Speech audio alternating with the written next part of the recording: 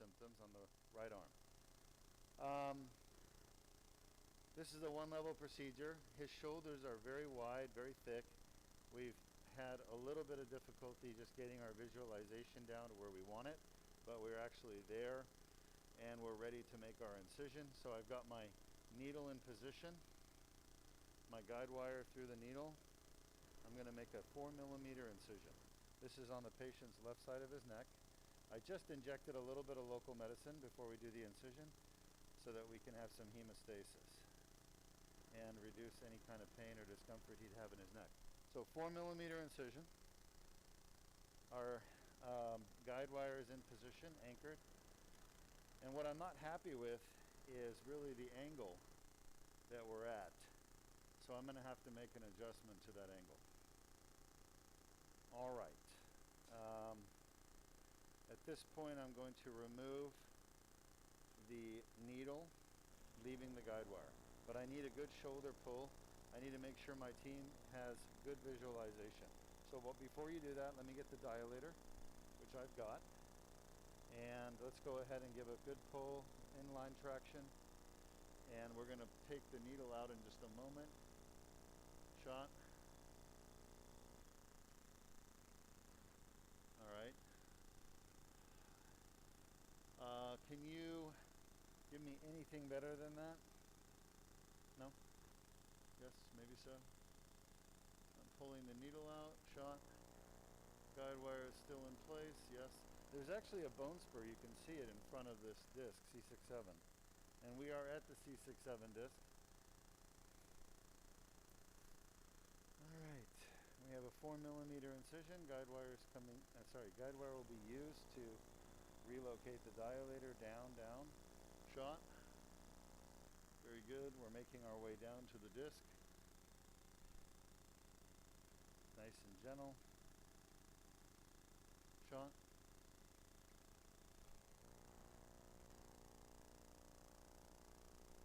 Very good. Close. Shot. All right, we're right at the front of the disc. Let's lighten up the image. Are we recording? Yes. Lighten up the image. I want to show where we are. Show me those vertebral bodies. Relax a little bit, Luis, just for a moment. Everybody relax for a moment. So 2, 3, 4, 5, 6, 7. We are at C6-7. Perfect. All right, relax everybody for a moment. Give me the coker, and we're going to do an AP. So I'm a little bit off on the patient's left, which is the side we're coming from, and we're aiming across the disc mostly to the right, but we're going to treat the entire disc herniation, left to right. Shot.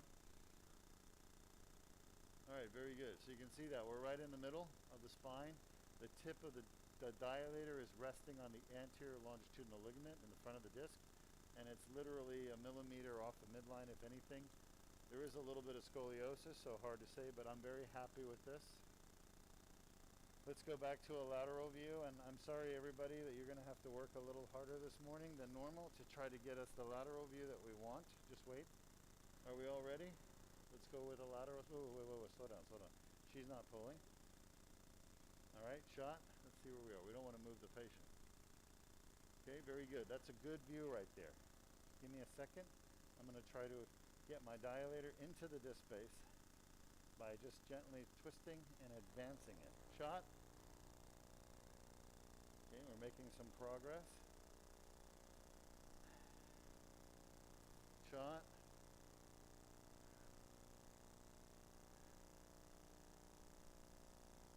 Everyone's doing great. Hang in there. Shot. Again, hard to see because the patient's shoulders are so big. All right, I'm taking this guide wire out. Give me the mallet. We're just entering the C6-7 disc from the front. Shot. Perfect. You guys are doing a phenomenal job. We're almost done. Shot. It is a nice disc. Shot. We're going to the back. It's perfect.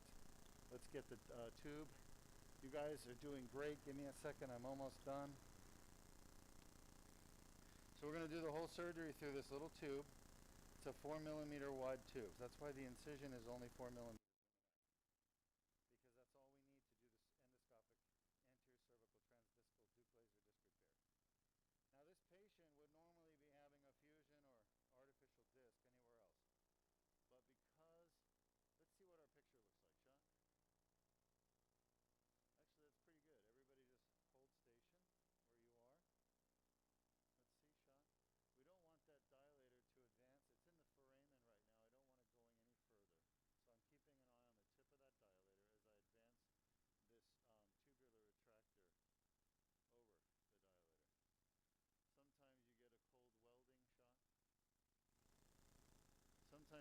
situation where the shot where there's a pinching between the tube and the dilator, and there's soft tissue in there, and it'll drag the dilator forward with the tube. You can see the tube is about mid-disc right now, and the dilator tip has not moved, which is perfect. Shot. Shot. Shot. And it's just nice little taps, nice little advances, maybe a millimeter here, a millimeter there. I don't want to go too much too far. You have to be patient. Shot. Just about there. Let me see, let me feel it. So I like to wiggle it a little. He's got a pretty stiff C6-7 disc. Shot. And I can feel it moving at about a millimeter, maybe. Half a millimeter sometimes. And you just want to be really careful not to advance the dilator tip. So I'm just about there. Shot, feel it right now. I'm at the back of the disc. So I'm going to do one more verification x-ray before I take everything out. All right, now everybody get ready. We're going to do one last verification x-ray. Everyone's in position? All right, ready, set, let's do it. Shot. Hey, that looks perfect. I don't think it could be any better. I'm really happy. All right, so we're going to take the dilator out, and we're basically, yeah, we're in the back of the disc. Nice job, Luis. Yep, we're good. All right.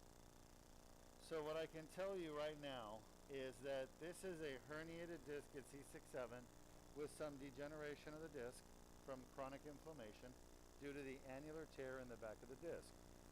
We're going to go in there and repair this disc with the Deuk laser disc repair. To do that, we're starting all the way at the back where the tear is. We're going to do a debridement with the laser of the tear, and we're going to remove all the little pieces of herniated disc that are down there. All right? And we're literally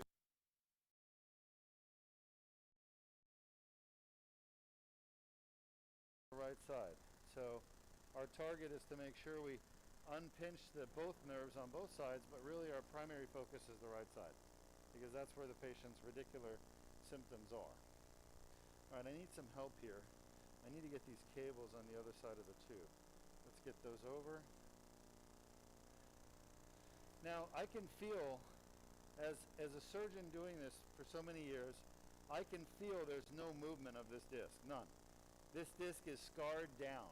Literally, the inflammation at the back of the disc where the annular tear is has been going on for so long that this disc is not moving anymore. He's lost the movement. When I'm done with this surgery, you'll see there will be a few degrees of movement. So this surgery, the Deuk laser disc repair, is the only surgery that actually restores movement to discs. And you can see that restored endoscopically every single time. All right, let's get started. So our laser fiber is there. It's the blue thing with a little glass tip at the end. I want to position it so that I can see it at all times. And there's a little piece of disc material there, and we're gonna get started. How's our patient doing? All right. One thing we didn't get to do was much of a discogram, and the reason for that, let me get those pieces, was because the angle that I had to get the needle into this disc space from the front, that angle was very steep, pointing into the end plate of C7. So I wasn't able to inject dye, and that happens sometimes, either when the disc is so scarred up or when the angle of attack is so bad. But that's all we had. That was the best we could do. All right, Diego, why don't you show our audience why herniated discs and bulging discs, which are really the same thing, there's no difference between a herniated disc and a bulging disc. Disc herniations are a common cause of chronic neck pain.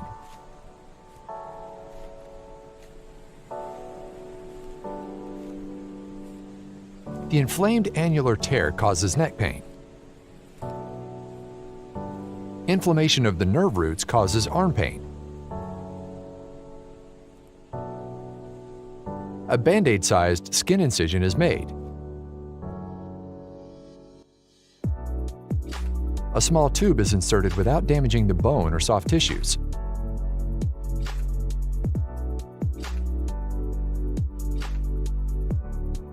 the laser removes the herniation and debrides the annular tear.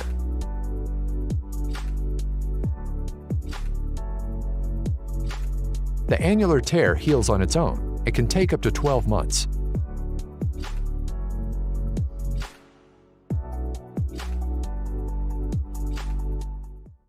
If you have a herniated or bulging disc and neck pain, submit your MRI for a free review at www.mri.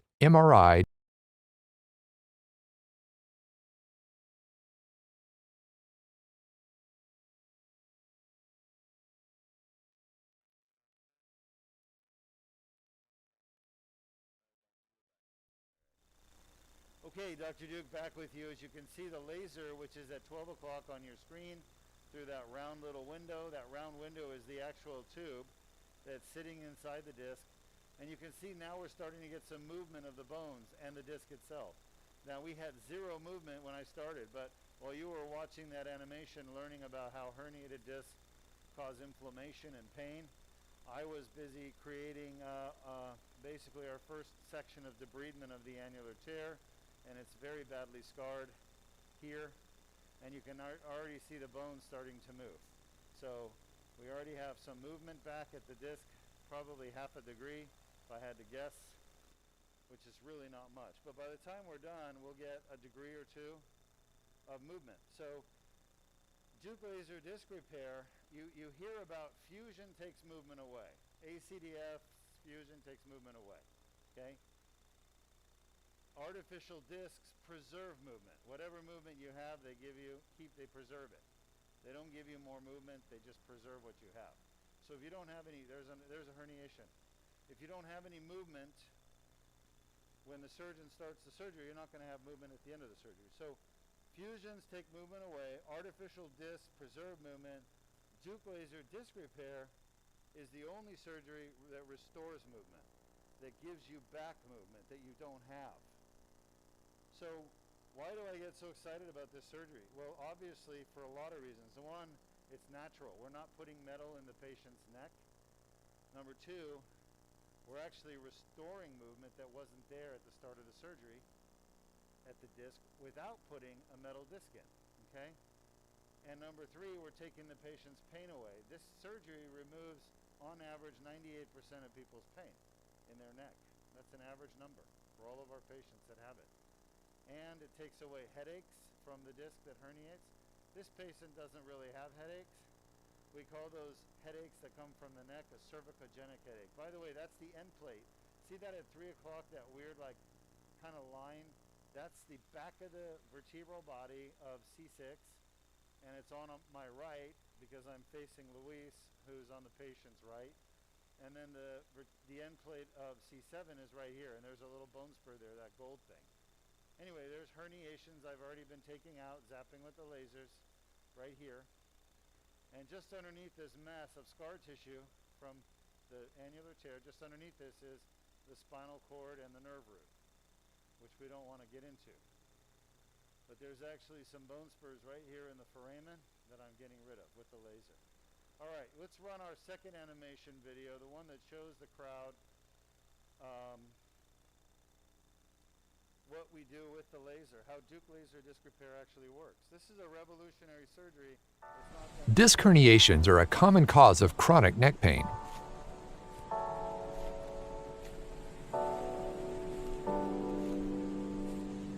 The inflamed annular tear causes neck pain. Inflammation of the nerve roots causes arm pain. A Band-Aid-sized skin incision is made. A small tube is inserted without damaging the bone or soft tissues.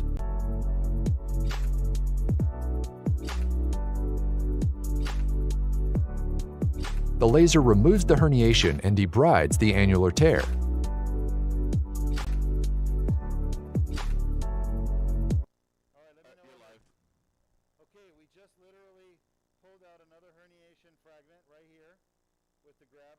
See the grabber, how it works? It grabs, and it's really skinny, so it goes all the way down the hole. So I freed up a herniation with a laser that was stuck to the annular tear in the back of the disc. I went down, and I felt it, and I grabbed it and pulled it out. And And there it is right there. All right? Right there is a nice chunk of herniation right at the back of this disc. Now, based on the MRI, I can tell you there's a lot of those back there because this disc was badly damaged. The whole back of the disc is herniated. Which way was I going with it? Yeah. So I feel like we're going to see more of those fragments of herniation soon, okay, as we work. The red is blood, in case you didn't know. This is a living, breathing patient, so they bleed when they get, surgery, just like everybody does. But this amount of bleeding we get with this surgery is about, 1 or 2 drops of blood versus ACDF or artificial disc where you're going to get a lot more bleeding. So this is almost a bloodless surgery when you compare it to other types of surgery. All right, Diego, any questions from our audience? No questions as of yet. All right. For those of you wondering about the surgery, I've done about 1,000, almost 1,400 of these surgeries in my career of endoscopic spine surgery like this. And the surgery is very safe for the most part. We've had one complication in basically 15 years of doing it. And, that's a very low complication rate. So it's much lower than open surgery, but it just, it's a very good complication rate. So, all right, so I've worked my way towards the patient's left side, and I'm going to turn my camera, my endoscope around and go back towards the right side because I kind of work back and forth. And as I do that, I'm removing herniation. Like here's another piece of herniation right there. You can see it, It's just wiggling around, wants to come out. And it's just a slow process of using the laser to debride the annular tear and release the fragments of herniation. Now normally the way we do this with an anterior cervical discectomy or fusion is there's another herniation right there. We would be scraping this stuff out with like a little shaver called a curette or a drill. Wow, there's another fragment right there. Can you guys see this? Let's get the light on. Yeah, we can see it. So, you see that? Another piece. Yes. And like I said, this patient's going to have a lot of these because his whole disc is pretty badly damaged, but that doesn't mean it needs fusion. It doesn't. That's the whole point. We're not fusing. We're not putting a cage or an artificial disc. This is all natural. Why don't you hear about this surgery more? Because the truth is that the companies that make the screws and rods and plates, they don't want you to know about this surgery because they're not making money on this surgery. They're not putting metal in your body, so they don't want people to get this surgery. They don't want surgeons even knowing about it. They've done a really good job of hiding this type of endoscopic spine surgery from the public and also from academic centers where surgeons are trained. I wasn't trained to do this surgery at my residency in neurosurgery. I had to learn from the Koreans in South Korea and the German surgeon how to do it. And they didn't teach me the Deuk laser disc repair, obviously. They taught me the basic endoscopic surgery approach, which was the needle and the guide wire and the incision and the tube. But it was myself who developed the annular debridement, which is the hallmark of this procedure. And that's because they honestly don't understand the source of pain for people's neck is actually the actual tear in the back of the disc. So nobody really cares about the tear or pays attention to it. When I say nobody, I mean doctors. They don't understand how important the annular tear is in the generation of neck pain and headaches and arm symptoms. Most arm symptoms people get from a herniated disc, like pain down the arm, numbness in the hand, tingling, weakness. It's actually not from compression of the nerve root, it's from irritation of the nerve root. Okay, why am I... There we go. And it's the irritation of the nerve root that causes those symptoms more than compression. Well, we're back at the bottom here of the tube. I have to be careful not to push on the actual endoscope because that will release the glue between the fibers, and then what's going to happen is the fiber optic cables, there's I think 5,000 of them in the scope, they will come unsealed, and then you get a blurry picture, which eventually happens anyway with fiber optic endoscopes. They eventually need to have their fibers resealed, but you can see the amount of movement we're getting now, and the bones are actually moving about 1 degree.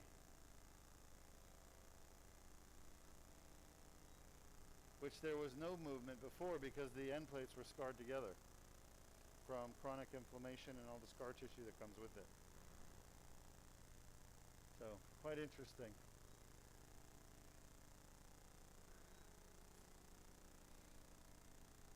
Another piece of herniation there.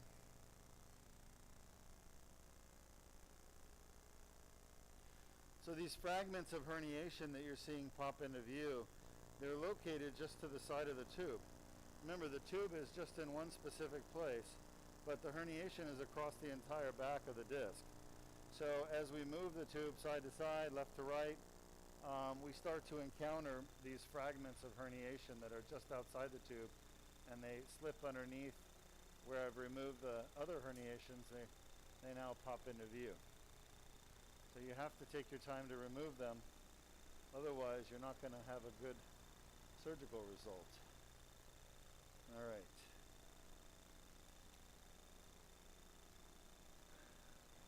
Any questions from our audience? We have one question from YouTube. What is the standard recovery time for this procedure? Standard recovery time is 1 hour, and then people go home. So 1 hour recovery, go home.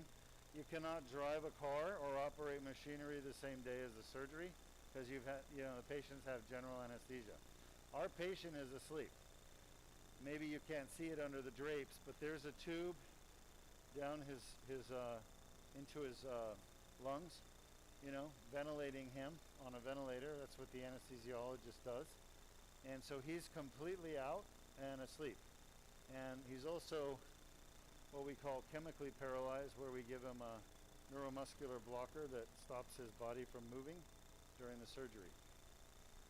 So all that general anesthesia and neuromuscular blockade, all that medication takes about a day, 12 hours to wear off. So by the next day, patients are awake and normal. But to be discharged, it's 1 hour from the surgery center. It's outpatient surgery. This patient goes home today. I've done these surgeries now for 15 years, and every single patient goes home the same day.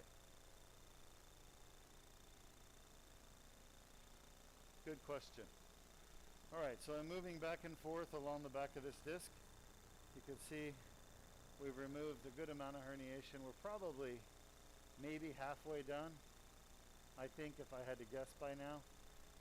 It's hard for me to see outside the tubes to know exactly how much is left, but I feel we've gotten 50% of the material fixed and removed, and I'm just working to go out towards the foramen right now. I have to advance the laser a little bit so I can reach a little further.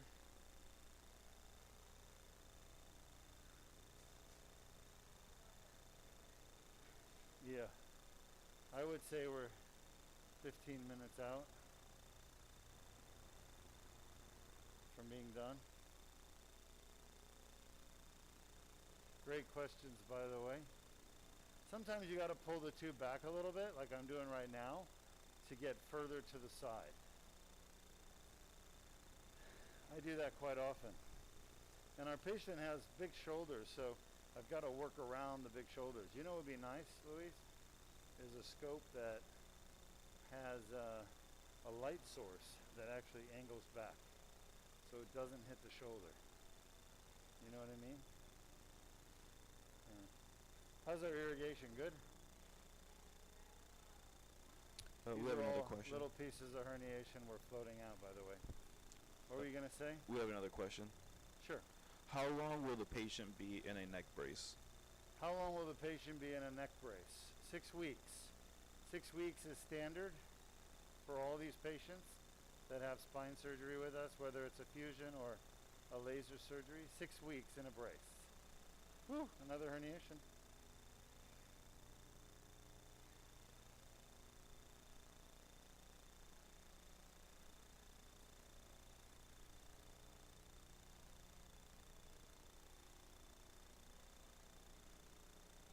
Everything good on the irrigation? Thank you. Oh yeah. I'm sorry? I believe we're okay, yeah, I see. I just want to make sure I can float these guys out. That's why I need that pressure. The pumps are nice, huh? Yeah. No more $70 bags, Luis. Yeah, I know. We may have to buy another pump just to make sure. They're what, 1,000 mils? So what are you saying, you want 3,000? Oh, so we can get a 3,000? I don't know if there are 3.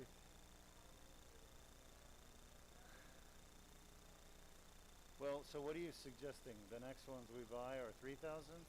Yeah, but I don't know that they even make a 3,000 liter pump. That's the thing. They do? Oh, we have a 3,000. Oh, so we bought a 1,000, tested it, it didn't work well because it ran out of irrigation.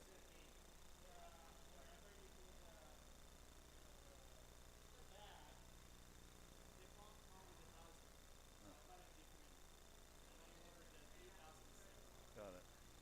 All right, so if you're going to buy another one, we need a 3,000. Okay. I don't mind having another one on standby. You know me, I'm a big believer in redundancy.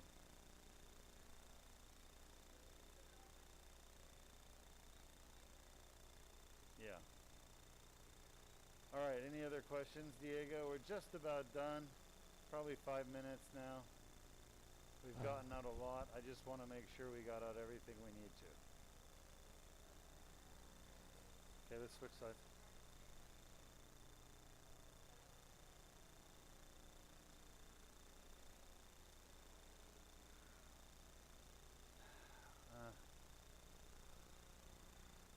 All right, Diego, any questions?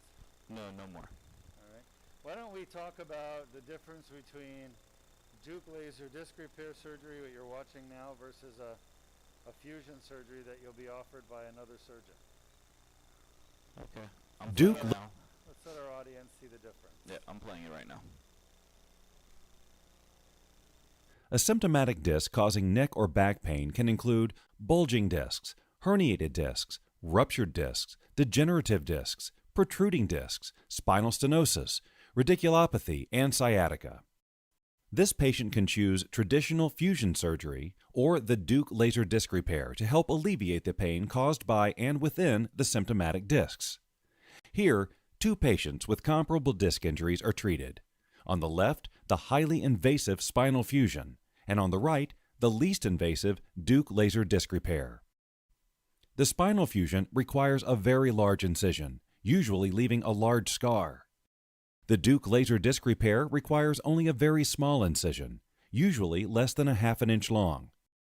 In this small opening, a cylindrical rod, called a dilator, is inserted to gently spread the muscle to create a small passage and guide through which the surgery is performed endoscopically. The incision for the fusion continues, including penetrating the skin, fat tissue, and multiple layers of muscle through to the bone. With the Deuk laser disc repair, a mallet is used to advance the tip of the dilator into the symptomatic disc. A tube, called the tubular retractor, slides over the dilator and is carefully positioned into the disc, again using the mallet. The rest of the entire Deuk laser disc repair surgery will occur inside this narrow tube. To access the spine, the spinal fusion requires the muscle to be separated from the vertebrae. This very invasive action causes trauma and permanent damage to the muscles. Whereas in the endoscopic Deuk laser disc repair, the muscle is not damaged. The endoscope camera is inserted into the tubular retractor to allow the surgeon to guide the laser inside each symptomatic disc. The fiber optic laser used in the Deuk laser disc repair is manipulated with great accuracy to remove only painful inflammatory tissue from the disc. In this highly magnified view, the laser is used to precisely remove damaged disc material that is causing the pain. The laser is debriding, or essentially vaporizing, damaged tissue in the disc's outer layer, or annulus, specifically at the annular tear, the source of the rupture or herniation and pain. After the fusion patient's damaged discs are removed, a metal or plastic cage housing bone grafting material is inserted in place of the removed discs. Fusion hardware, by design, is to fuse joints that normally move, preventing natural movement in the damaged portion of the spine. Whereas with the Deuk laser disc repair, there is no loss of movement. Normal movement and flexibility of the disc and joints is preserved. Once the laser has removed the painful part of the annular tear, the endoscope and tubular retractor are removed, leaving less than 1/2 inch incision in the skin, which is closed with a single stitch, Steri-strips, and a Band-Aid. Total time for the Deuk laser disc repair surgery, approximately 1 hour. The fusion, however, is still underway. Holes in the spine must be tapped in preparation for the large screws that anchor the fusion hardware. The Deuk laser disc repair patient is in recovery usually 45 to 60 minutes before released to go home. Meanwhile, bone graft material is placed throughout the fusion surgery site. These morselized pieces of bone will eventually grow together to help promote the fusion process. The Deuk laser disc repair patient is soon back home, enjoying life, with a very fast recovery, allowing normal activities without pain. Average surgery time of a traditional 2-level fusion is 2.5 hours, with an additional 3 to 4 hours in the recovery room. As we've seen, in comparison, a spinal fusion requires a much larger incision and results in a significant amount of scar tissue. The Deuk laser disc repair's 1/2 inch incision leaves no scar tissue around the spine or nerves. A large amount of bone is removed with a spinal fusion. With the Deuk laser disc repair, no bone is removed. Each disc is accessed through a natural opening in the spine. The entire disc is completely removed in a spinal fusion, even though only 5% may be damaged. The Deuk laser disc repair leaves the normal parts of the disc in place and removes only the painful annular tear on the damaged disc. Fusion requires hardware, including screws, rods, plates, etc. The Deuk laser disc repair does not require any hardware. The patient is totally hardware-free. Fusion surgery is very invasive.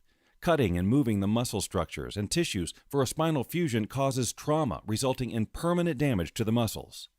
Whereas with the Deuk laser disc repair, there is no damage to the muscles. The Deuk laser disc repair is the least invasive surgery available to repair a damaged disc.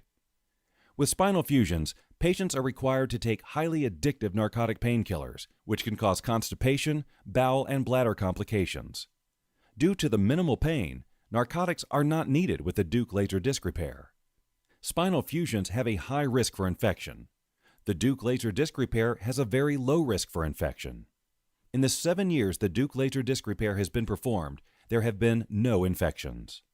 Spinal fusion surgery has a very long recovery and requires a great deal of physical therapy and time to heal from the trauma in the muscles and the spine itself.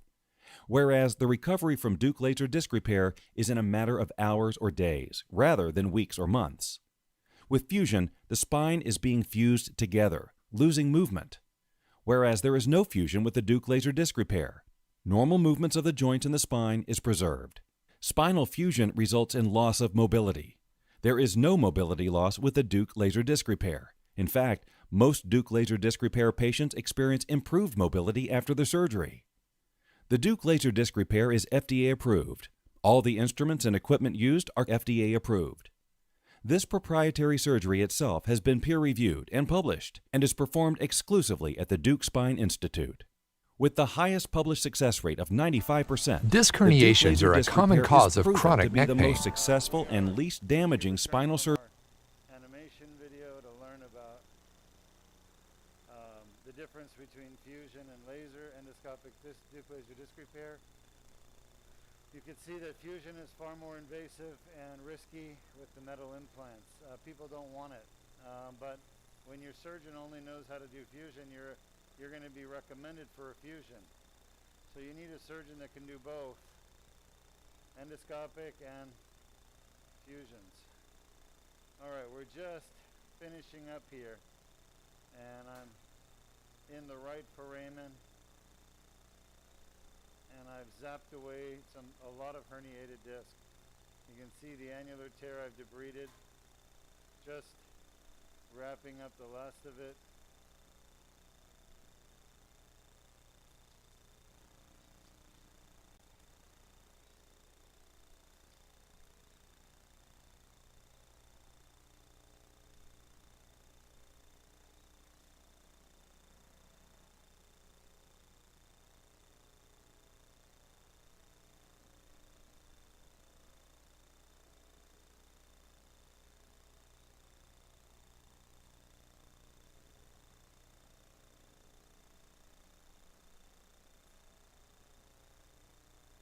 As gold color is bone spurs and calcium deposits in the foraminal ligament. All right, going to move back to the other side, hopefully for the last time. Take out any other herniation fragments we find, like this one.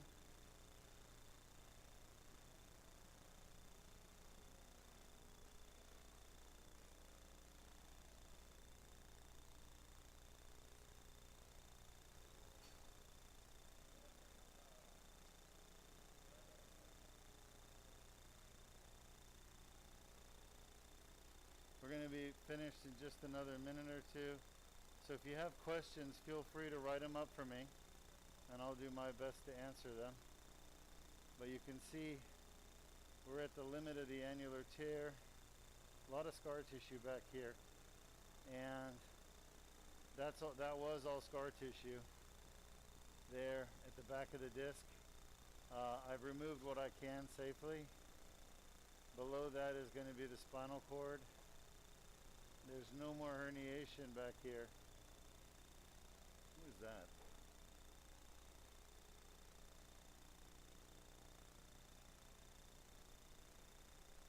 It's like an air bubble. That's the posterior longitudinal ligament. Let's just go peek one more time. What happens is as I move my tube around, more of the annular tear fibers and herniated discs can move into view. This is a big one. Let's see. I may have to come down on top of this. Yeah, it's huge. And you can see that there's some pink tissue in it. That's your granulation tissue from chronic inflammation. All right, I thought I would be done quicker, but it's not. There's just too much herniation back here, guys. And that's fine. So I need a few more minutes.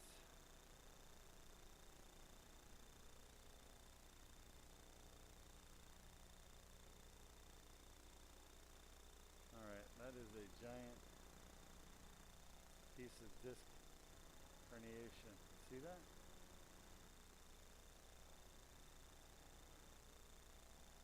It's all calcified. It just shot down in there. Hey Doc, Yeah, we have a question from our app. sure. From where? The app. Okay, good. What is the impact of multiple herniations? Can the disc heal after the surgery, or do you have to heal the tear? There's no way to heal the tear. All I'm doing is cleaning the tear so that it'll heal on its own, okay?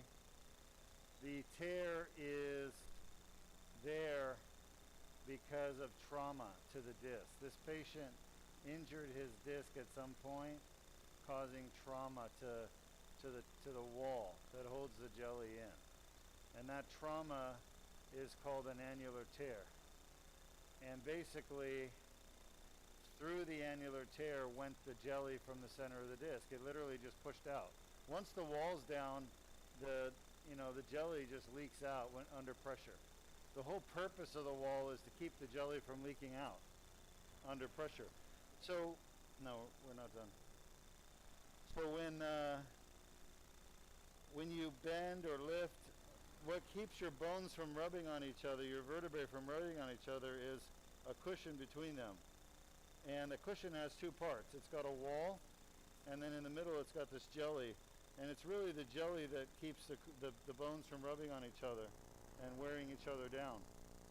It's like a washer. But what keeps the jelly there is the wall, the annular tear. So once the wall has a tear in it, now the jelly can leak out, okay? And that's what's happening in the herniated disc situation. That's what's happening.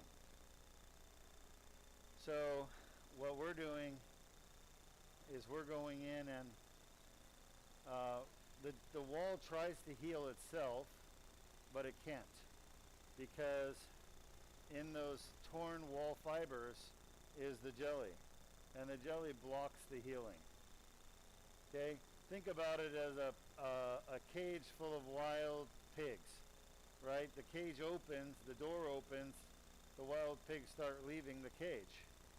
And then one of the pigs gets stuck where the door closes and it can't close, so the cage stays open and the pigs just leave. If you've ever seen, if you know what I'm talking about, there are these wild boar that run around the plains in the United States and destroy farms. So farmers trap them in cages because they always go together in packs. Anyway, if one of those boars gets stuck in the entrance where the cage closes, then the cage door cannot close back. And those animals will just keep coming out, escaping. And that's what's happening with the herniation. Once the tear happens and the jelly squeezes through the tear cannot heal properly because the jelly is sitting there. Okay? And the tear tries to heal through a process called inflammation, where it sees the jelly stuck in the tear as a foreign body, and it sends the inflammatory system in to attack that jelly so that it can heal and close. But there's so much jelly there that even though you inflame it and tack it, it just doesn't get rid of it because there's too much, just by sheer size and volume. You can see these pieces here. They're massive. So you just end up having this pain in your neck or back that goes on for years and years and years because you keep, the inflammation keeps going, attacking that jelly that's stuck in the tear. And then you re-injure your disc, you do something like play sports or golf, and then you push more jelly out through the tear that's already there, okay? So it's a vicious cycle of injury, herniation, injury to the tear, injury to the annulus fibrosus, herniation, and re-injury, and the pain never goes away because the nuclear material just sits there and causes pain constantly. Here's a piece of herniation. I'm trying to grab it out, but I can't.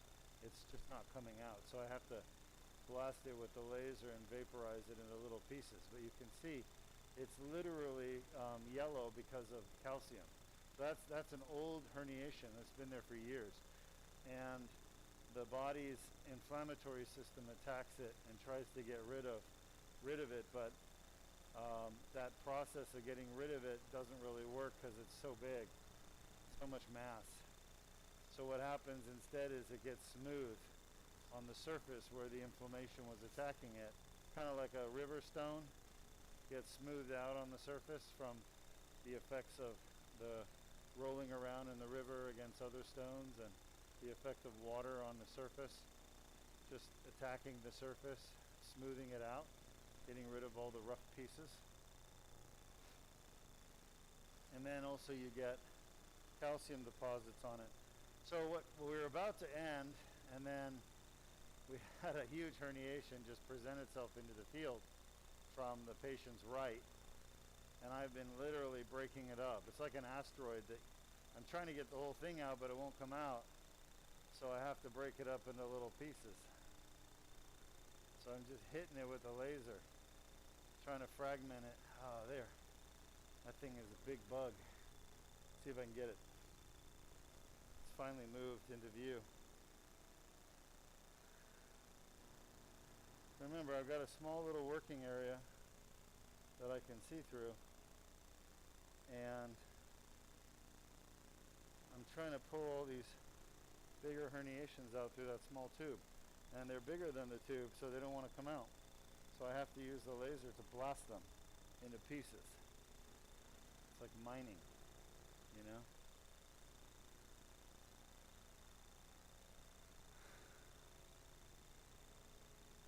And they're calcified.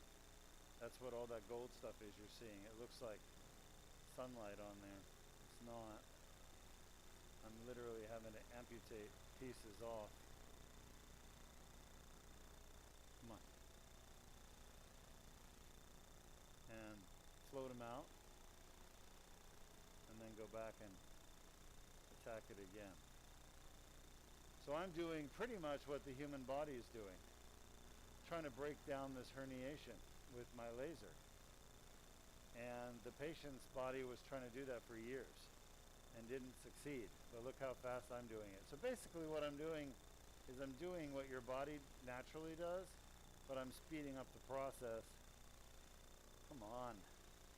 Instead of it being, 50 years, fuck it.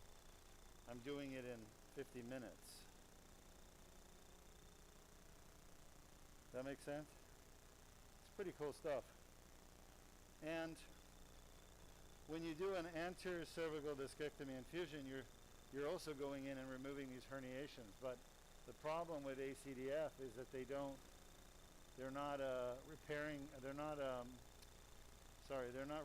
annular tear. They're not debriding the annular tear. So that's why a lot of people still have problems after ACDF. Plus, they don't do all the discs they're supposed to do. Let's go. I need more pressure, maybe? I don't know. These little fragments don't want to float out.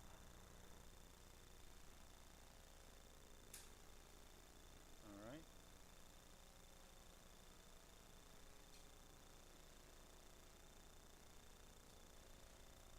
Grab her. It's fucking a waste of time. And yes, I discovered this whole process here at Deuk Spine. That's why you can't see the surgery done anywhere else. Number one, they won't broadcast it, even if they did it. And number two, it was pioneered here. So you won't find it elsewhere. Okay, just about done. Once again, really this time. Promises, promises. All right, I'm trying to get off to the right side, make sure I get all these pieces of herniation. Great questions so far from our audience. Any others? We have one comment on Facebook saying that they feel a lot of the similar pains on their upper and lower back. Okay. Well, come to Deuk Spine and we'll fix you. And they also say that traditional fusion surgery is not healing. Is not what? Healing. I honestly couldn't hear the comment. Traditional fusion surgery is not healing. No, it's not healing. Mm-hmm. It's removing, destroying. It's destructive. This is a healing procedure. We're not putting any metal or fusion or artificial disc. We're just repairing the disc, doing what the body has been trying to do for a long time for this particular patient with their herniation. All right, that's it. Looks like we have another visitor on this other side.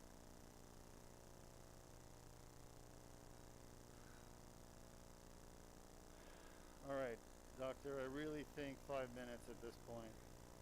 If I could just... And the problem, we're struggling a little bit with positioning of the scope, folks, because the patient, number one, we're doing C6-7, which is the bottom disc in the neck. It's really hard to get to surgically for any kind of surgeon, whether you're doing a fusion or artificial disc, whatever, it's hard to get to. It's so low. And number two, this patient has a higher collarbone than normal, so we're struggling to get access to the disc. And his shoulders are huge. He's a big man, like muscular, big, beefy shoulders. So those shoulders are keeping us from being able to visualize down lower. So this was a really challenging one to get to, and he continues to challenge me throughout the surgery, not just getting into the disc, but also fixing it. And I don't blame him, obviously, but the reality is that those physical attributes of the patient, short neck, high collarbone, big shoulders, they make the surgery a lot harder. All right, just trying to wrap up, and I know I keep saying 5 minutes, but the truth is that from what I'm seeing, it looks like 5 minutes, but then I'm getting in here and fighting with this thing, and it's putting up a big fight, you know, with me. Look at all this scar tissue from inflammation, for years and years of inflammation. All of that. Now, of course, I'm not trying to remove scar tissue. That's not my goal. My goal is to remove the herniation, the nucleus material. But the problem is sometimes it's locked into the scar tissue, like literally embedded. So you don't know if you're leaving any unless you remove the majority of the scar tissue. Because you don't want to leave the nuclear material. That's just going to create more inflammation over time. And it'll be back where you started. So the goal is to get rid of all the herniation, but not take the scar tissue, but you're going to have to take some scar tissue to get all the herniation, because the herniation is locked into the scar tissue.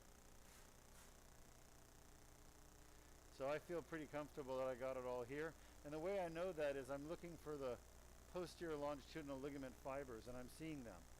And most herniations don't penetrate the PLL.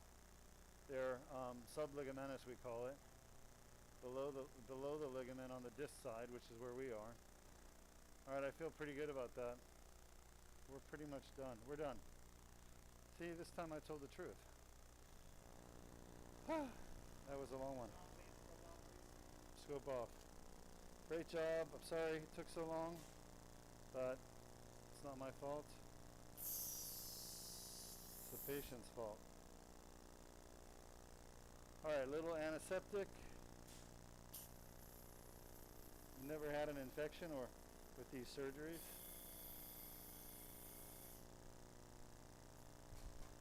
We used to use an antiseptic called vasopressin in our irrigation, but then it became unpopular a couple of years ago because some people were injecting them, not here, but elsewhere. They were injecting that medicine into the muscles, and patients were getting complications. We call it neurotoxicity. And so they kind of took it off the market and made it impossible for us to find.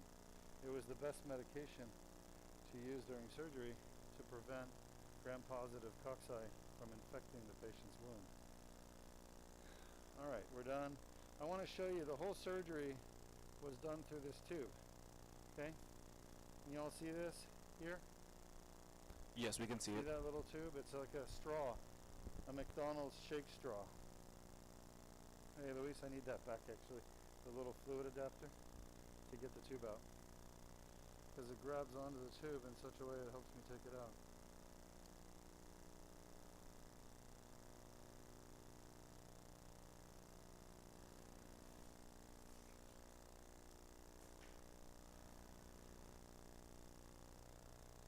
It just keeps popping off.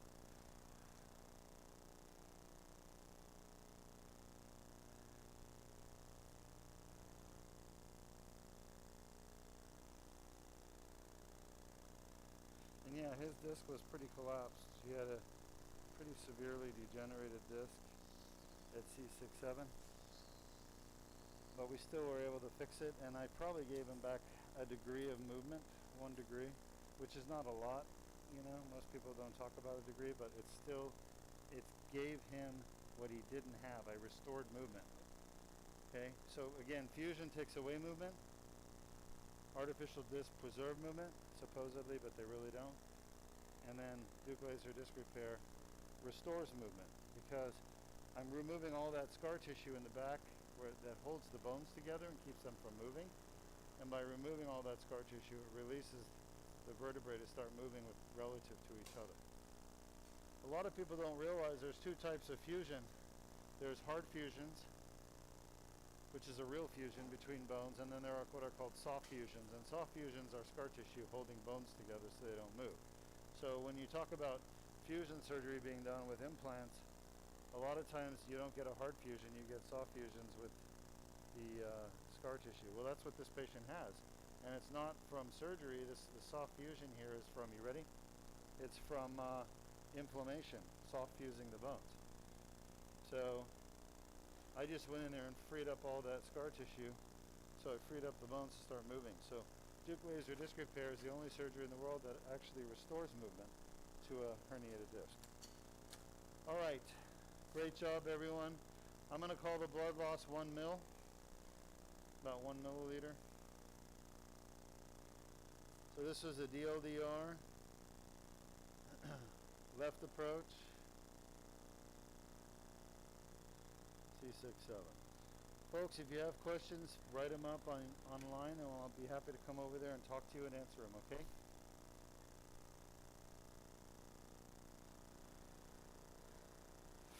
Why don't you run my my spine scans exposed, talking about implants and fusion. The one you just Deuk laser disc repair, a comparison with traditional spinal fusion surgery. A symptomatic disc causing neck or back pain can include bulging discs, herniated discs, ruptured discs, degenerative discs, protruding discs, spinal stenosis, radiculopathy, and sciatica. This patient can choose traditional fusion surgery or the Deuk laser disc repair to help alleviate the pain caused by and within the symptomatic discs. Here, 2 patients with comparable disc injuries are treated. On the left, the highly invasive spinal fusion, and on the right, the least invasive Deuk laser disc repair. The spinal fusion requires a very large incision, usually leaving a large scar. The Deuk laser disc repair requires only a very small incision, usually less than a ½ inch long. In this small opening, a cylindrical rod, called a dilator, is inserted to gently spread the muscle to create a small passage and guide through which the surgery is performed endoscopically. The incision for the fusion continues, including penetrating the skin, fat tissue, and multiple layers of muscle through to the bone. With the Deuk laser disc repair, a mallet is used to advance the tip of the dilator into the symptomatic disc. A tube, called the tubular retractor, slides over the dilator and is carefully positioned into the disc, again using the mallet. The rest of the entire Deuk laser disc repair surgery will occur inside this narrow tube. To access the spine, the spinal fusion requires the muscle to be separated from the vertebrae. This very invasive action causes trauma and permanent damage to the muscles. Whereas in the endoscopic Deuk laser disc repair, the muscle is not damaged. The endoscope camera is inserted into the tubular retractor to allow the surgeon to guide the laser inside each symptomatic disc. The fiber optic laser used in the Deuk laser disc repair is manipulated with great accuracy to remove only painful inflammatory tissue from the disc. In this highly magnified view, the laser is used to precisely remove damaged disc material that is causing the pain. The laser is debriding, or essentially vaporizing, damaged tissue in the disc's outer layer, or annulus, specifically at the annular tear, the source of the rupture or herniation and pain. After the fusion patient's damaged discs are removed, a metal or plastic cage housing bone grafting material is inserted in place of the removed discs. Fusion hardware, by design, is to fuse joints that normally move, preventing natural movement in the damaged portion of the spine. Whereas with the Deuk laser disc repair, there is no loss of movement. Normal movement and flexibility of the disc and joints is preserved. Once the laser has removed the painful part of the annular tear, the endoscope and tubular retractor are removed, leaving less than 1/2 inch incision in the skin, which is closed with a single stitch, Steri-strips, and a Band-Aid. Total time for the Deuk laser disc repair surgery, approximately 1 hour. The fusion, however, is still underway. Holes in the spine must be tapped in preparation for the large screws that anchor the fusion hardware. The Deuk laser disc repair patient is in recovery usually 45 to 60 minutes before release to go home. Meanwhile, bone graft material is placed throughout the fusion surgery site. These morselized pieces of bone will eventually grow together to help promote the fusion process. The Deuk laser disc repair patient is soon back home, enjoying life, with a very fast recovery, allowing normal activities without pain. Average surgery time of a traditional 2-level fusion is 2.5 hours, with an additional 3 to 4 hours in the recovery room. As we've seen, in comparison, a spinal fusion requires a much larger incision and results in a significant amount of scar tissue. The Deuk laser disc repair's half-inch incision leaves no scar tissue around the spine or nerves. A large amount of bone is removed with a spinal fusion. With the Deuk laser disc repair, no bone is removed. Each disc is accessed through a natural opening in the spine. The entire disc is completely removed in a spinal fusion, even though only 5% may be damaged. The Deuk laser disc repair leaves the normal parts of the disc in place and removes only the painful annular tear on the damaged disc. Fusion requires hardware, including screws, rods, plates, etc. The Deuk laser disc repair does not require any hardware. The patient is totally hardware-free. Fusion surgery is very invasive. Cutting and moving the muscle structures and tissues for a spinal fusion causes trauma, resulting in permanent damage to the muscles. Whereas with the Deuk laser disc repair, there is no damage to the muscles. The Deuk laser disc repair is the least invasive surgery available to repair a damaged disc. With spinal fusions, patients are required to take highly addictive narcotic painkillers, which can cause constipation, bowel, and bladder complications. Due to the minimal pain, narcotics are not needed with the Deuk laser disc repair. Spinal fusions have a high risk for infection. The Deuk laser disc repair has a very low risk for infection. In the 7 years the Deuk laser disc repair has been performed, there have been no infections. Spinal fusion surgery has a very long recovery and requires a great deal of physical therapy and time to heal from the trauma in the muscles and the spine itself, whereas the recovery from Deuk laser disc repair is in a matter of hours or days, rather than weeks or months. With fusion, the spine is being fused together, losing movement, whereas there is no fusion with the Deuk laser disc repair. Normal movements of the joints in the spine is preserved. Spinal fusion results in loss of mobility. There is no mobility loss with the Deuk laser disc repair. In fact, most Deuk laser disc repair patients experience improved mobility after the surgery. The Deuk laser disc repair is FDA approved. All the instruments and equipment used are FDA approved. This proprietary surgery itself has been peer-reviewed and published and is performed exclusively at the Deuk Spine Institute. With the highest published success rate of 95%, the Deuk laser disc repair is proven to be the most successful and least damaging spinal surgery in the world for the treatment of symptomatic damaged discs causing back pain, neck pain, sciatica, and radiculopathy due to herniated, degenerated, or bulging discs.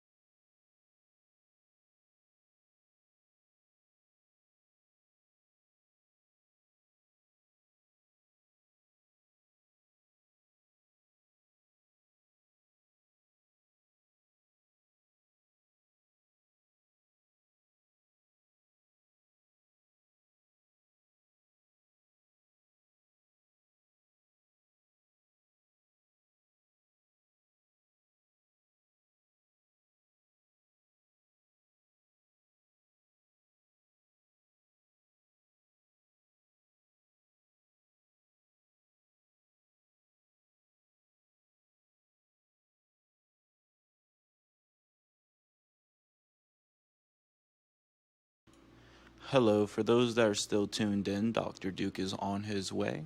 He will be here very soon. Thank you so much for waiting.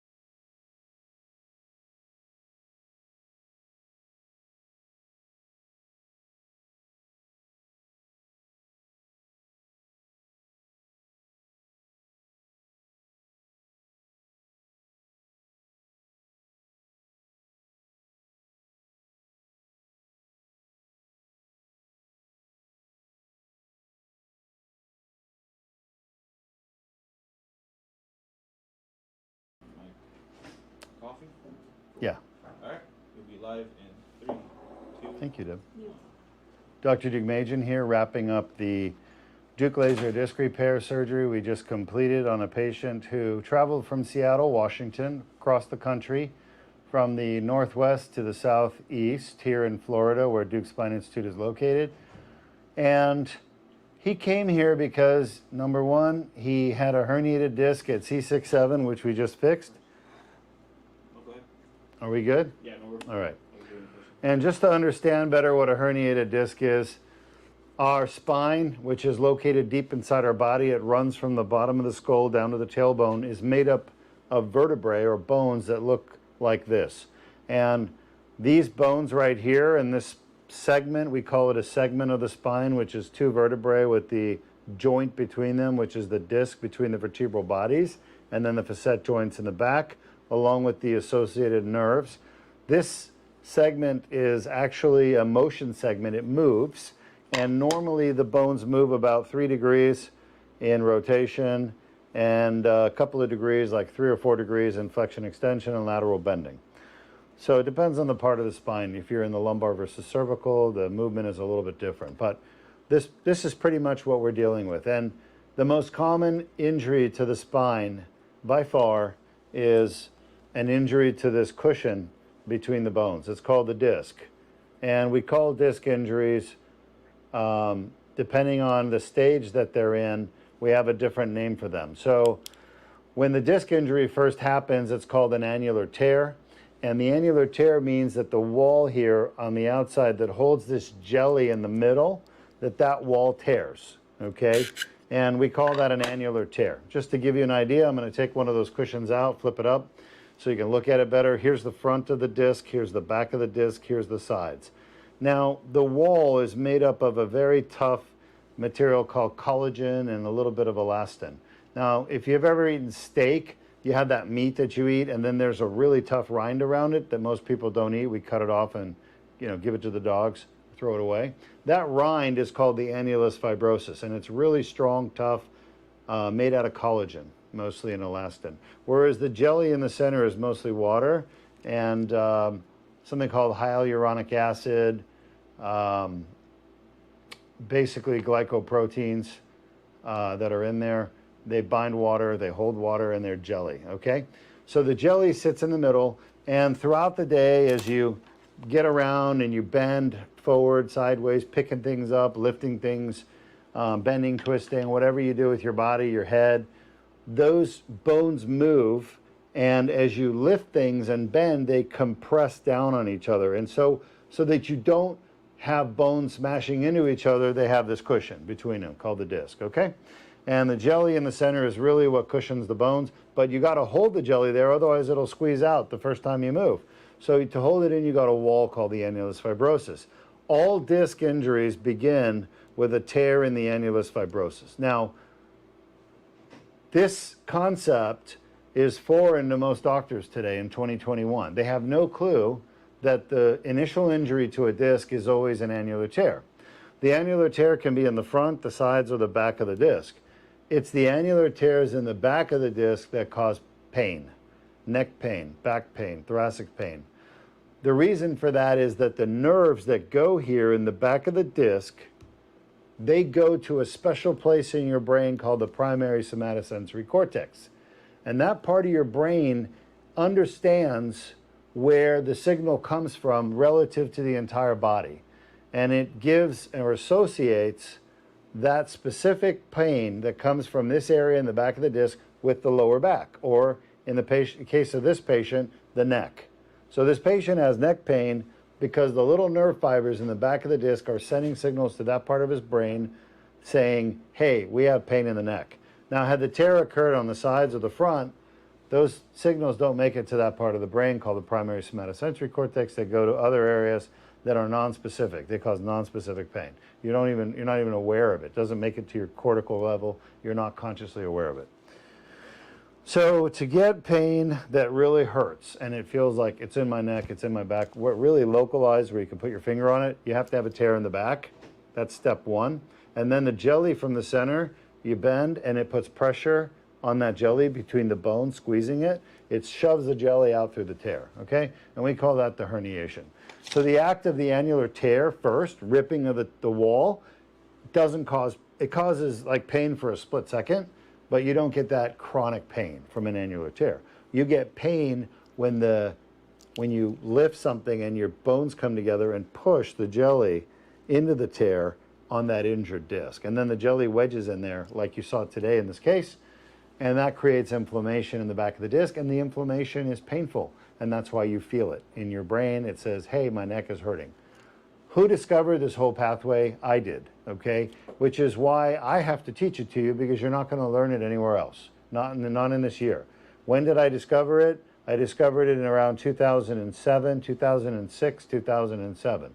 So we're talking about 24 years ago, okay? 25 years, 15 years ago. My math is not so good today. So about 15 years ago, I figured this out doing endoscopic surgery, just like the surgery you saw today. And I saw the results in the patient, and it made sense. I started to put it all together with my knowledge of neuroanatomy. I'm a neuroanatomist. Neurosurgeons study neuroanatomy. I'm a neurosurgeon. We study neuroanatomy, but I was a neuroanatomist before I became a neurosurgeon. And I probably have never mentioned this in any of my broadcasts, but there is a neuroanatomy competition in Los Angeles every year at the Children's Hospital of Los Angeles. It's called the Retzius, named after a Swedish neuroanatomist. He was famous many years ago, like 120 years ago, and he would dissect the brain and he would look at all the nuclei and the axons and neurons and figure out where things are going. And his name was Gustav Retzius, okay? And to pay a tribute to this great neuroanatomist, the Swedish neuroanatomist, Dr. Floyd Gillis, the head of pediatric neurology at Children's Hospital of Los Angeles, would hold an annual neuroanatomy contest called the Retzius Neuroanatomy Contest. And neuroanatomists from all over the world would fly into Los Angeles for this contest. Neurosurgeons would come, neurologists would come, neuroradiologists would come, and they would administer a test of 50 questions with different areas of the brain and spinal cord and nerves being pointed at. What's this? Where does this go to? Where are the fibers project from this nucleus? Where does this nucleus receive input from? And I'm the winner of the neuroanatomy contest, the Retzius contest, back in 1996, okay, 1996. That's before I became a neurosurgeon. And I had the highest score on the test that they have ever had. I missed one question. I had a 49 out of 50. The next person was a neuroradiologist, and he scored in the around 33, just to give you an idea, 33 out of 50. That's how hard the test is. And then the top neurosurgeon at USC that year, Arun Amar, Arun scored just below that guy, somewhere around 30 out of 50. So he missed 20 questions. Am I bragging? No. But what I'm trying to tell you is facts. These are facts. This is history. This is what happened. So my understanding of neuroanatomy is really good, which is why I understand why back and neck pain come from an annular tear in the back of the disc, because the fibers that innervate the back of the annulus are called somatic afferent nerve fibers, and they project specifically to the somatosensory cortex, which is why you feel sharp pain. Now, what's the big deal? Well, the big deal is, unfortunately, most doctors have no clue that this pathway exists. They don't understand it. So they're not treating pain properly in the spine. They don't treat back or neck pain properly. They give you pills to cover it up because they don't know the source of it. But I figured out the source of it using my neuroanatomy background and understanding. And our surgeries now, the Deuk laser disc repair, specifically targets this one little area in the back of that one painful disc or two painful discs. In the case of this patient, it was one painful disc. I realized through my understanding of neuroanatomy and studying my patients' disease with herniated discs and fixing them for years, I realized that this tear right here is the source of all the back and neck pain. It's called the annular tear, and it's because the herniated disc is sitting in that annular tear causing pain and inflammation. It's causing inflammation, which is causing pain, okay? So what I do is I go in there and I went in through the front and I used a laser to clean up this tear and remove the herniation. And that's what we just did. It's called the Deuk laser disc repair. It's named after me because I'm the pioneer who discovered it, the whole procedure, okay? So let's get to the questions. Okay, cool. So we have our first question. He says that you do all the best for the patient and your doctor and your team, but he has a tough question. What does the patient have to do first to take care of their spine and their hips?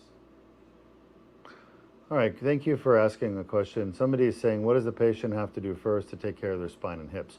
I'm not sure I understand the question, so I may answer it wrong. I believe what you're asking me is, how do you prevent having an injury to the spine or the hips? Maybe. So how do you prevent injuries to the spine? The answer is avoid trauma. I know it's simplistic, but it's true. All of these herniated discs come from trauma, okay? I saw, for the first time in my career, a 2-year-old child, who had been diagnosed with herniated discs. Now, I'll be honest with you. I've not seen too many MRIs of 2-year-old children. Very, very few. Probably less than 5 in my career of 26 years of doing this. And I can't say for sure that the discs were herniated, but maybe they were. We're going to find out probably in a couple of years when we repeat the MRI. But I can tell you this. I have seen 12-year-olds, 13, 14, and 15-year-olds. And I've seen their MRIs of their backs, and they can have a herniated disc at 12, 13, 14-year-old, probably younger. I have seen degenerated discs with the disc is collapsed, which means that there was a herniation, an annular tear or herniation that had been there for a while, and that inflammation was going on, destroying the disc over time. And now you have a degenerated disc with the bones on bone. And that happens in kids. So traumatic injuries to the spine can happen in childhood and can result in herniations that are painful. And I've treated them. I've actually operated on a 15-year-old girl who was a semi-professional skier in California, and her father could not get any relief for her. None of the doctors in California. He's a famous lawyer, big-time lawyer, and money wasn't the issue. Power, money, he knew everybody, and nobody helped his daughter. I mean, they tried, physical therapy, pills, shots, nothing worked. She had a herniated disc. It was a small one. It was a small tear and a small herniation at 0.45. I saw it on the MRI. I said, that's where your pain's coming from, that tear. And he said, go ahead and do the surgery. So we did it. Her pain went away immediately after surgery, 100%. 15-year-old girl, athlete, and nailed the source. She had a 1-level Deuk laser disc repair. I can't remember if it was right or left side, but I went in and repaired that disc, just like I do all the others. And her pain went away 100%. Okay, so young people get injuries to their discs, and they have pain from it. So please, this is why we do the broadcast. These people shouldn't be suffering needlessly. In other words, they're ignored. They're not believed. People don't believe them. So the problem is, number one, 12-year-old, 14-year-old girl comes in, I got back pain. the first thing they say is it's menstrual, it's related to your cramping and whatever. But it's not. It's actually from a herniated disc. But they don't make the diagnosis. They just kind of and ha and send her out, you know, take this and that medicine, come back if it still hurts. They come back, then they say, okay, maybe it's muscular, let's send you to therapy, but it's not muscular, it's a herniated disc. So they send that person a therapy. They do therapy for 3 months, 6 months. The pain's still there. It's not any better because therapy doesn't fix pain from a herniated disc. So now this person has been bumped around the system. They don't have a proper diagnosis. They've been misdiagnosed multiple times and mistreated. It's really mistreating, okay? And because she hasn't had the right treatment, she's got a herniated disc, simple thing to fix with the laser surgery. Because the doctors are ignorant, because the doctors have their head up their ass, they have no clue what's going on, and all they do is they do pills and therapy, okay? So these people suffer. And here's the thing that's the worst. Remember I told you the tear happens, the jelly gets pushed into the tear, then you get inflammation in the disc? That causes pain, right? But that's not the worst of it.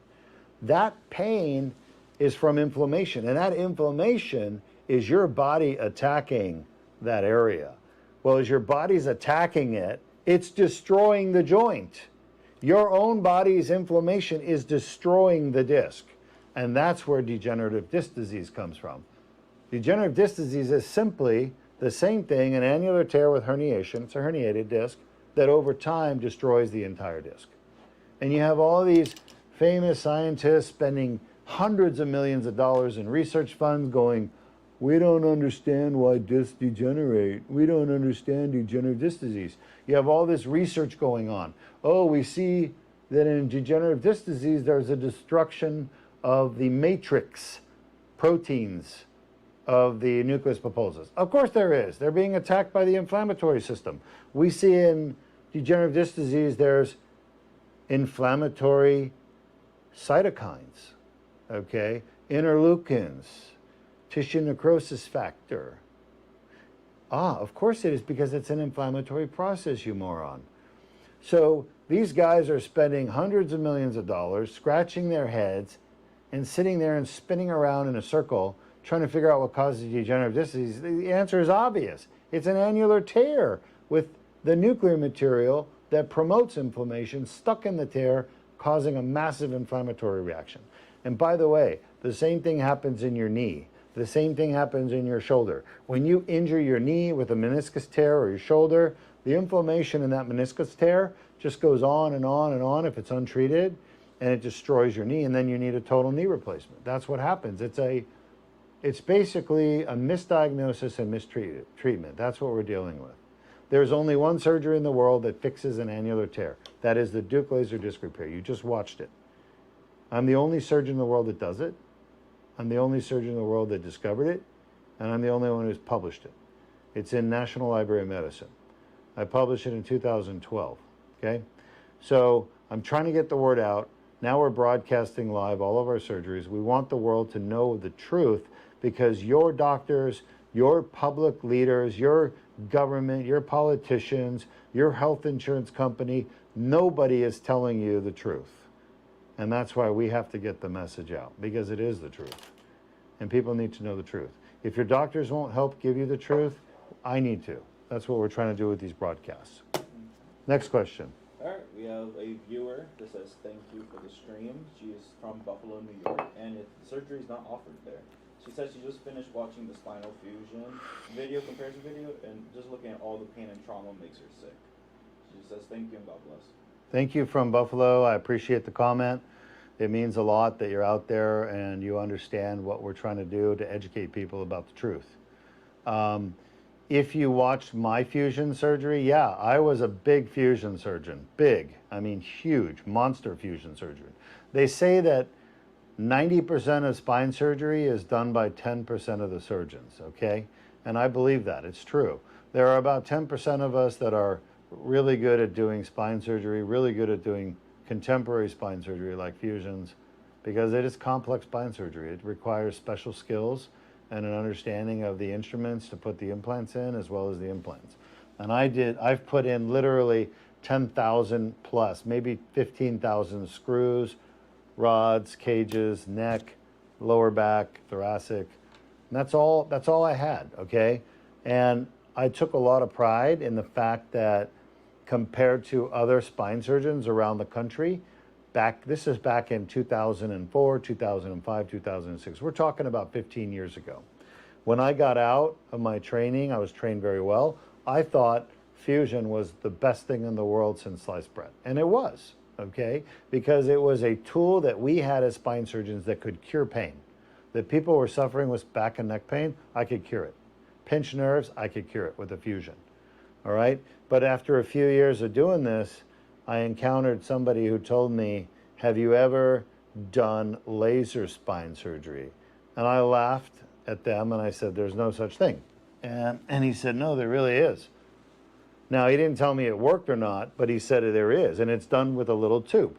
And I'm like, I've never heard of that, you know? I don't believe it. So after talking to my wife, and I credit my wife because she's the one who got me to go look at it, I watched the surgery.